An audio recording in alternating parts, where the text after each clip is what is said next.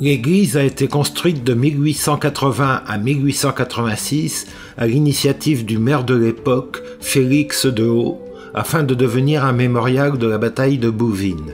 Les 21 vitraux, réalisés par le maître verrier Emmanuel Champignol, sont inspirés de l'épopée écrite par le moine bénédictin Guillaume le Breton, chapelain du roi, témoin des événements. Ils représentent tous des scènes relatant la bataille qui opposa Philippe Auguste au coalisé anglo-germanique Othon de Brunswick, Guillaume de Salisbury, demi-frère du roi d'Angleterre, Ferrand, comte de Flandre, et Renaud de Boulogne.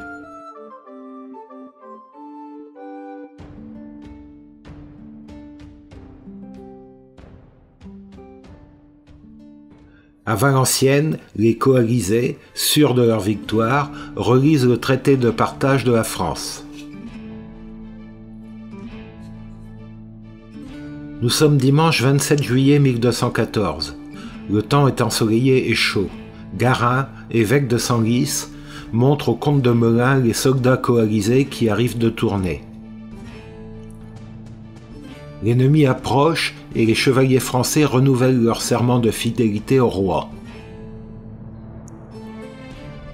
Philippe Auguste et ses chevaliers prient dans l'église de Bouvines avant le combat.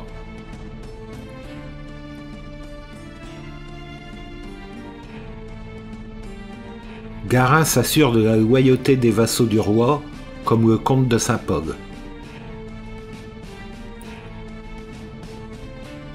Le roi rassemble ses troupes en ordre de bataille sous l'oriflamme de Saint-Denis.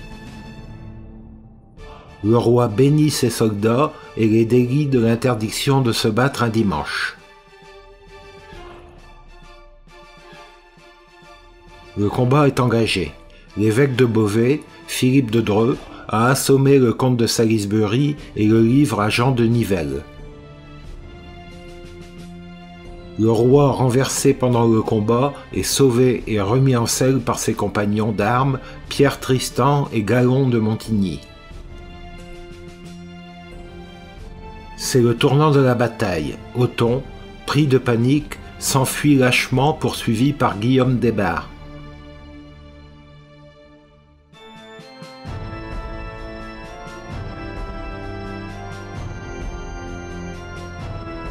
Saint-Valery vient au secours de Guillaume des Barres.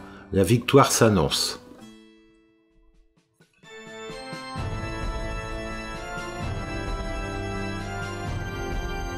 Les chevaliers français prennent à revers la cavalerie flamande et la dispersent.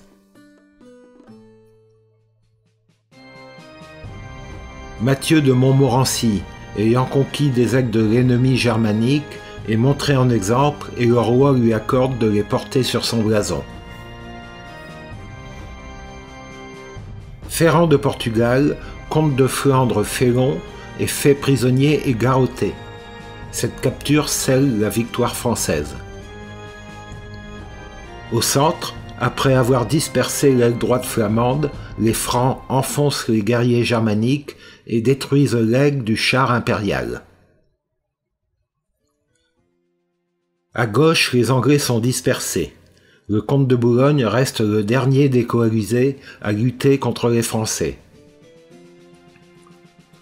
Renaud, comte de Boulogne, est pris et conduit devant le roi.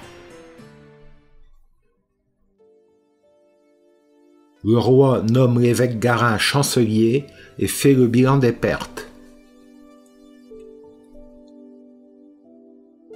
À l'exception des Félons, Ferrand et Boulogne, le roi libère les autres prisonniers, moyennant des rançons proportionnelles à leur rang.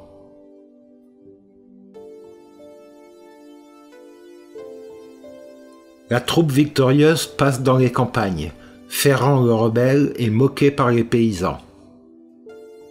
C'est la rentrée triomphale de l'armée victorieuse à Paris. Le peuple acclame Philippe Auguste.